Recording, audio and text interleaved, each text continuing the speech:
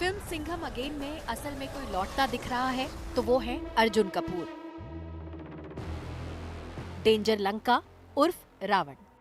दिग्गजों को भूल हर किसी की जुबान पर सिर्फ डेंजर लंका का ही नाम है। ये कलयुग है, अपनी कलयुग। इस बार रावण जीतेगा। सिंघम अगेन बॉक्स ऑफिस पर ताबड़तोड़ कमाई कर रही है। पहले ही वीकेंड पर 100 करोड़ का आंकड़ा पार करने वाली इस फिल्म में कई दिग्गज सितारे हैं।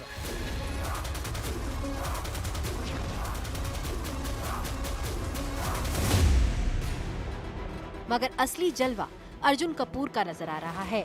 अर्जुन भी खुश है। जब एक झलक दी थी रोहित सर ने नरेशन में about the combination of a modern day interpretation of Ramayan, I just felt honoured and blessed that he's chosen me to be part of this. So yeah, I might be the antagonist in the film and I might be Danger Lanka, I might be the Ravan, लेकिन मेरे लिए the small child inside me who loves cinema is just so happy and so proud to be part of this massive extravaganza of entertainment for our audiences. And I'm just a very, very lucky guy right now, just literally pinching myself to believe, is this actually true? That's all. बीते कुछ सालों में 10 flop फिल्मों का मुंह देख चुके अर्जुन कपूर के लिए ये फिल्म किसी बड़े अफसर की तरह है। विलन का किरदार इससे पहले भी कई बड़े सितारों को फ्लॉप के अंधेरे से निकालने वाला साबित हुआ है। ओमकारा का लंगड़ा त्यागी हो, शूट आउट एट लोखंडवाला का माया या एनिमल का अबरार, इन सभी में हीरो बॉलीवुड में अपनी धुंधली होती छवि को वापस उबारने के लिए विलन बने और छा गए। कम से कम 7, 8, 10 साल पहले जब मेरे करियर ठीक जा नहीं रहा था तो मैं थक गया था कि मुझे फिल्में आती हैं, रोल अच्छे मिल नहीं रहे।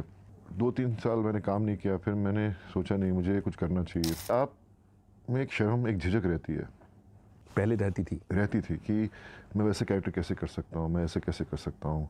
आप हमेशा हीरो सोचते थे, लेकिन जब आपको एक ऐसे रोल करने पड़ते हैं जो आपको चैलेंज करते हैं और अगर आप उसको एक्सेप्ट कर लो कि मुझे ये चैलेंज फेस करना है, तब आपके अंदर से खुद एक शक्ति आती है, एक पता नहीं एक एनर्जी आती है जो आपको एक it's like a driving force. देखिए, जितना बड़ा खलनायक होगा उतना ही बड़ा नायक होगा, ये सिद्धांत भरतनाट्य शास्त्र का है।